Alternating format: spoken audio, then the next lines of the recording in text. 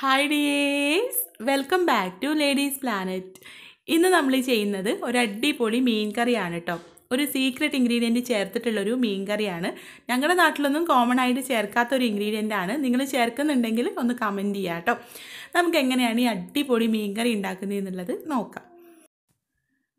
വീഡിയോയിലേക്ക് പോകുന്നതിൻ്റെ മുൻപായിട്ട് നമ്മുടെ ചാനൽ നിങ്ങൾ സബ്സ്ക്രൈബ് ചെയ്യാതെയാണ് വീഡിയോ കാണുന്നതെങ്കിൽ ഒന്ന് സബ്സ്ക്രൈബ് ചെയ്യാനും വീഡിയോ ഇഷ്ടപ്പെടുകയാണെങ്കിൽ ഒന്ന് ലൈക്ക് ചെയ്യാനും ഷെയർ ചെയ്യാനും കൂടെ മറക്കരുത് കേട്ടോ.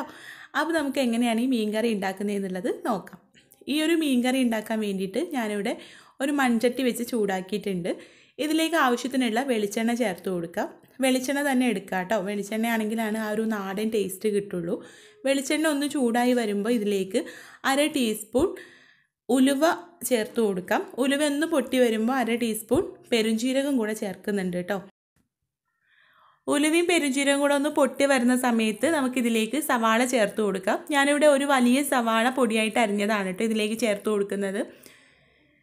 പിന്നെ ഇതിലേക്ക് എരിവിന് ആവശ്യത്തിനുള്ള പച്ചമുളക് ചേർത്ത് കൊടുക്കാം. ഞാനിവിടെ ഒരു 3 പച്ചമുളക് കീറി ഇതിലേക്ക് ചേർത്ത് കൊടുക്കുന്നുണ്ട്. പിന്നെ കുറച്ച് കറിവേപ്പില കൂടെ ചേർത്ത് കൊടുക്കാം. ഒരു തണ്ട് കറിവേപ്പിലാണ് ഈ സമയത്ത് ചേർക്കുന്നത്.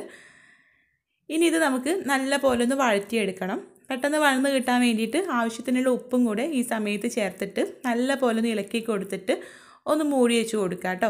നല്ല പോലെ എണ്ണയിലിട്ടിട്ടൊന്ന് ഇളക്കി കൊടുക്കണം ഒരു 2 മിനിറ്റ് നേരം. എന്നിട്ട് മൂടി വെച്ച് കൊടുക്കുക. അല്ലെങ്കിൽ സവാള വെന്ത ടേസ്റ്റാണ് നമുക്ക് കിട്ടുക. അപ്പോൾ കുറച്ച് സമയം ഒന്ന് ഇളക്കി കൊടുത്തിട്ട് മൂടി വെച്ചിട്ട് നല്ല പോലെ ഒന്ന് സോഫ്റ്റ് ആക്കി എടുക്കാം. ഏകദേശം ഒരു 2-3 മിനിറ്റൊക്കെ ലോ ഫ്ലെയിമിൽ വെച്ചിട്ടൊന്ന് സോഫ്റ്റാക്കി എടുക്കുക കേട്ടോ. സവാള ഒന്ന് വഴന്ന് വരുന്ന സമയത്ത് ഇടയ്ക്കൊന്ന് തുറന്ന് ഇളക്കി കൊടുക്കണം, അല്ലെങ്കിൽ അടിയിൽ പിടിക്കാനുള്ള ചാൻസ് ഉണ്ട്. സവാള ഒന്ന് നല്ല പോലെ ഒന്ന് വഴന്ന് വരുന്ന സമയത്ത് ഇതിലേക്ക് നമുക്ക് തക്കാളി ചേർത്ത് കൊടുക്കാം. ഞാനിവിടെ 4 മീഡിയം സൈസിലുള്ള തക്കാളിയാണ് കേട്ടോ ഇതിലേക്ക് ചേർക്കുന്നത്. തക്കാളി കൂടെ ചേർത്തിട്ട് തക്കാളി നല്ല പോലെ ഒന്ന് ഇളക്കി കൊടുത്തിട്ട് തക്കാളി ഉടഞ്ഞു വരുന്നത് വരെ നമുക്ക് മൂടി വെച്ച് കൊടുക്കണം.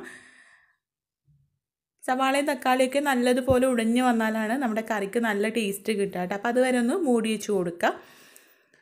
ലോ ഫ്ലെയിമിൽ ഒരു 5 മിനിറ്റ് വരെയൊക്കെ ഞാനിവിടെ മൂടി വെച്ച് കൊടുത്തിട്ടുണ്ടായിരുന്നു. അതിനുശേഷം തുറന്നിട്ട് ഒരു തവി വെച്ചിട്ട് തക്കാളിയൊക്കെ നല്ല പോലെ ഒന്ന് ഉടച്ചെടുക്കുക.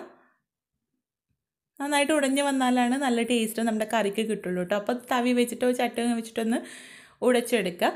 അപ്പോൾ നന്നായിട്ട് ഉടഞ്ഞു വരുമ്പോൾ ഇതിലേക്ക് നമുക്ക് വെളുത്തുള്ളി പേസ്റ്റ് ചേർത്ത് കൊടുക്കാം. ഞാനിവിടെ 2 ടീസ്പൂൺ വെളുത്തുള്ളി ചതച്ചെടുത്തതാണ് കേട്ടോ ഇതിലേക്ക് ചേർക്കുന്നത്. ചതച്ചിട്ട് ചേർക്കുകയാണെങ്കിൽ ഒന്നുകൂടെ ടേസ്റ്റി ആയിരിക്കും. നന്നായിട്ട് അരഞ്ഞു പോവാതെ ചതച്ച് ചേർക്കുകയാണെങ്കിൽ. വെളുത്തുള്ളി ചേർത്തിട്ട് നല്ല പോലെ ഒന്ന് ഇളക്കി അതിൻ്റെ ഒരു പച്ചമണമൊക്കെ പോയതിന് ശേഷം ഇതിലേക്ക് നമുക്ക് ചതച്ചെടുത്ത ഇഞ്ചി കൂടെ ചേർത്ത് കൊടുക്കാം. ഇഞ്ചി 1 ടീസ്പൂണാണ് കേട്ടോ എടുത്തിട്ടുള്ളത്. ഇഞ്ചി കൂടെ ചേർത്തിട്ട് ഒന്നിച്ച് ചതച്ചെടുത്താലും മതി, പക്ഷെ വെളുത്തുള്ളി കുറച്ച് കൂടുതൽ എടുക്കണം കേട്ടോ. എന്നിട്ടിത് നല്ല പോലെ ഒന്ന് ഇളക്കി കൊടുത്ത് അതിൻ്റെ ആ ഒരു പച്ചമണമൊക്കെ പോയതിന് ശേഷം നമുക്കിതിലേക്ക് മസാലപ്പൊടികൾ ചേർക്കാം. മസാലപ്പൊടികൾ എന്ന് പറയുമ്പോൾ ഒരുപാട് പൊടികളൊന്നുമില്ല. 1/2 ടീസ്പൂൺ മഞ്ഞൾപ്പൊടി ആദ്യം ചേർത്ത് കൊടുക്കാം. മഞ്ഞൾപ്പൊടി ചേർത്തിട്ട് അതിൻ്റെ ആ ഒരു പച്ചമണം പോകാൻ വേണ്ടിയിട്ട് നല്ല പോലെ ഒന്ന് ഇളക്കി കൊടുത്തതിന് ശേഷം മുളക് പൊടി ചേർത്ത് കൊടുക്കാം. ഞാനിവിടെ 2.5 ടീസ്പൂൺ കാശ്മീരി മുളക് പൊടിയാണ് കേട്ടോ ഇതിലേക്ക് ചേർത്ത് കൊടുക്കുന്നത്. നമ്മുടെ മീൻ കറിക്ക് നല്ലൊരു കളറും പിന്നെ പാകത്തിനുള്ള എരിവും ഈ ഒരു മുളക് പൊടി തന്നെ കിട്ടും. നിങ്ങൾക്ക് കുറച്ചുകൂടെ എരിവ് വേണമെങ്കിൽ പകുതി സാധാരണ മുളക് പൊടി ചേർത്താൽ മതി, അല്ലെങ്കിൽ കുറച്ച് കുരുമുളക് പൊടി ചേർത്ത് കൊടുത്താലും മതി കേട്ടോ. നല്ല പോലെ ഒന്ന് ഇളക്കി കൊടുത്തിട്ട് അതിൻ്റെ ആ ഒരു പച്ചമണമൊക്കെ ഒന്ന് പോയതിന് ശേഷം നമുക്കിതിലേക്ക് പുളിവെള്ളം ചേർത്ത് കൊടുക്കാം. ഞാനിവിടെ ഒരു വലിയ നെല്ലിക്ക വലുപ്പത്തിലുള്ള പുളി വെള്ളത്തിലിട്ട് സോക്ക് ചെയ്തെടുത്തതാണ്. അതൊന്ന് പിഴിഞ്ഞിട്ട് അതിൻ്റെ നീര് മാത്രം ഇതിലേക്ക് ചേർത്ത് കൊടുക്കാം. പുളിവെള്ളം ചേർത്തിട്ട് നല്ല പോലെ ഒന്ന് മിക്സ് ചെയ്ത് കൊടുക്കുക. നമ്മുടെ ആവശ്യത്തിനനുസരിച്ച് പുളി എടുക്കുക കേട്ടോ. പുളി എത്രയാണോ ആവശ്യം അതിനനുസരിച്ച് ചേർത്ത് കൊടുക്കുക കേട്ടോ. ചിലർക്ക് പുളി നന്നായിട്ട് വേണ്ടി വരും, ചിലർക്ക് അത്ര പുളി ഇഷ്ടമുണ്ടാവില്ല. അപ്പോൾ അതിനനുസരിച്ചിട്ട് അങ്ങോട്ടും ഇങ്ങോട്ടൊക്കെ അഡ്ജസ്റ്റ് ചെയ്ത് കൊടുക്കുക കേട്ടോ. ഇനി ഇതിലേക്ക് പുളിവെള്ളം ഒന്ന് തിളച്ച് വരുന്ന സമയത്ത് ആവശ്യത്തിനുള്ള വെള്ളം കൂടെ ചേർത്ത് കൊടുക്കാം. നിങ്ങൾക്ക് നല്ല തിക്കായിട്ടോ അല്ലെങ്കിൽ ലൂസായിട്ടോ എങ്ങനെ വേണമെങ്കിലും ചെയ്യാം. ഞാനിപ്പോൾ ഇത് കുറച്ച് തിക്കായിട്ടുള്ളൊരു കറിയാണ് ഉണ്ടാക്കുന്നത്. അപ്പോൾ അതിലേക്ക് ഒരു 1/4 കപ്പ് വെള്ളമാണ് ഞാനിപ്പോൾ ഇതിലേക്ക് ചേർത്തിട്ടുള്ളത്. പിന്നെ ഇതിലേക്ക് ആവശ്യത്തിനുള്ള ഉപ്പ് ഈ സമയത്ത് ചേർത്ത് കൊടുക്കാം. വെള്ളം ചേർത്താൽ പിന്നെ കുറച്ചുകൂടെ ഉപ്പ് ചേർക്കേണ്ടി വരും. അപ്പോൾ ആവശ്യത്തിനുള്ള ഉപ്പ് ചേർത്തിട്ട് ഈ വെള്ളം നല്ല പോലെ ഒന്ന് തിളപ്പിച്ചെടുക്കുക. ഇത് തിളച്ച് വരുന്ന സമയത്താണ് നമ്മൾ ഇതിലേക്ക് മീൻ ചേർത്ത് കൊടുക്കുന്നത് കേട്ടോ. ഇതിലേക്ക് നിങ്ങൾക്ക് ഏത് മീനും ചേർത്ത് കൊടുക്കാം. മത്തി, അയില അങ്ങനെ ചെറിയ മീനാണെങ്കിൽ അങ്ങനെ, അല്ലെങ്കിൽ ദശക്കട്ടിയുള്ള മീനാണെങ്കിൽ അങ്ങനെ ഏത് മീനും ചേർത്ത് കൊടുക്കാൻ പറ്റിയിട്ടുള്ളൊരു മീൻ കറിയാണ്. അപ്പോൾ ഞാനിപ്പോൾ ഇതിലേക്ക് സിലോപ്പി എന്നൊക്കെ പറയില്ലേ, ആ ഒരു മീനാണ് കേട്ടോ എടുത്തിട്ടുള്ളത്. നിങ്ങളുടെ നാട്ടിൽ എന്താ പറയാമെന്നറിയില്ല. നമ്മൾ വളർത്തുന്ന സ്ഥലത്തു നിന്ന് വാങ്ങിക്കുന്ന മീനില്ലേ, ആ ഒരു മീനാണ്. നമ്മളൊരു വ്ളോഗ് ചെയ്തിട്ടുണ്ടായിരുന്നു മുമ്പ്, ഇല്ലു കുക്ക് ചെയ്യണ വീഡിയോ. അപ്പോൾ അതിലുള്ള മീനാണ് കേട്ടോ. അപ്പോൾ മീൻ ചേർത്തിട്ട് ചെറുതായിട്ടൊന്ന് ആ ഒരു കറിയിലൊന്ന് മീനെ നമുക്കൊന്ന് ഡിപ്പ് ചെയ്ത് സ്പൂൺ വെച്ചിട്ടൊന്ന് അമർത്തി കൊടുക്കുക. അല്ലാതെ ഒരുപാട് അങ്ങോട്ട് ഇളക്കരുത്. എന്നിട്ട് ലോ ഫ്ലെയിമിൽ വെച്ചിട്ട് ഈ മീൻ നന്നായിട്ട് വെന്ത് വരുന്ന സമയം വരെ നമുക്കൊന്ന് വേവിച്ചെടുക്കാം. ഇടയ്ക്കൊന്ന് തുറന്നിട്ട് ഇളക്കി കൊടുക്കുക. നന്നായിട്ട് അങ്ങോട്ട് ഇളക്കരുത്, ഇതുപോലെ ചെറുതായിട്ട് ഇളക്കി കൊടുക്കുക കേട്ടോ. ഇപ്പോൾ ഏകദേശം നമ്മുടെ മീൻ കറി ഇവിടെ റെഡി ആയിട്ടുണ്ട്. ഇനി നമുക്കിതിലേക്കുള്ള ആ ഒരു സീക്രട്ട് ഇൻഗ്രീഡിയൻറ്റ് ചേർത്ത് കൊടുക്കാം. അപ്പോൾ ഇതിലേക്ക് ഞാൻ ചേർക്കുന്നത് കുറച്ച് ഉലുവയും കടുകും വറുത്ത് പൊടിച്ചതാണ് കേട്ടോ. ഞങ്ങളുടെ നാട്ടിൽ ഞങ്ങൾ അച്ചാറിലേക്കൊക്കെയാണ് കോമൺ ആയിട്ട് ഈ ഒരു പൊടി ഇടുന്നത്, ഉലുവയും കടുകും വറുത്ത് പൊടിച്ചത്.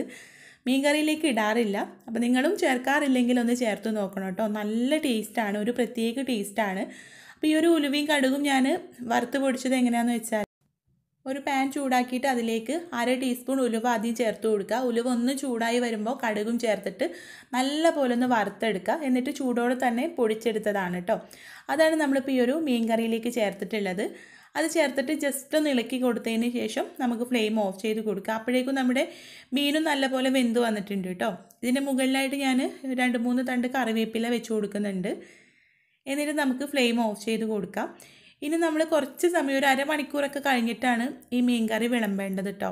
കുറച്ചുകൂടെ സമയം, ഇപ്പോൾ രാവിലെ തന്നെ രാത്രിയിലേക്കൊക്കെ ഉണ്ടാക്കി വെക്കുകയാണെങ്കിൽ ഒന്നുകൂടെ ടേസ്റ്റ് ആയിരിക്കും. മീൻ കറി എപ്പോഴും നമ്മൾ ഉണ്ടാക്കി അപ്പം തന്നെ ചൂടോടുകൂടെ കഴിക്കുന്നത് അത്ര ഒരു ടേസ്റ്റ് ഉണ്ടാവില്ല. കുറച്ച് സമയം ഒന്ന് റെസ്റ്റ് ചെയ്തിട്ട് കഴിക്കുമ്പോഴാണ് നല്ല ടേസ്റ്റ് കിട്ടുക. ഇതുവരെ നിങ്ങൾ ഇതുപോലെ മീൻ കറി ഉണ്ടാക്കി നോക്കിയിട്ടില്ലെങ്കിൽ ഒന്ന് ഉണ്ടാക്കി നോക്കണം കേട്ടോ. നല്ല ടേസ്റ്റി ആയിട്ടുള്ളൊരു മീൻ കറിയാണ്. ഒരു തവണ നിങ്ങൾ ട്രൈ ചെയ്ത് നോക്കിയാൽ പിന്നെ നിങ്ങൾക്ക് എപ്പോഴും ട്രൈ ചെയ്യാൻ തോന്നും, അത്രയും ടേസ്റ്റാണ് കേട്ടോ. ചോറിൻ്റെ കൂടെ മാത്രമല്ല, ചപ്പാത്തി, ദോശ, അങ്ങനെ എന്തിൻ്റെ കൂടെ വേണമെങ്കിലും നമുക്ക് ഉണ്ടാക്കാം. പൊറോട്ടയുടെ ഒക്കെ കൂടെ നല്ല കോമ്പിനേഷനാണ്. നിങ്ങൾ ട്രൈ ചെയ്ത് നോക്കണം കേട്ടോ. ട്രൈ ചെയ്ത് നോക്കുന്ന സമയത്ത് ഫീഡ്ബാക്ക് അറിയിക്കാൻ മറക്കരുത്. അതുപോലെ വീഡിയോ ഇഷ്ടമായിട്ടുണ്ടെങ്കിൽ ലൈക്ക് ചെയ്യാനും ഷെയർ ചെയ്യാനും കൂടെ മറക്കരുത് കേട്ടോ. അപ്പോൾ നമുക്ക് അടുത്ത നല്ലൊരു വീഡിയോ ആയിട്ട് കാണാം. Thank you.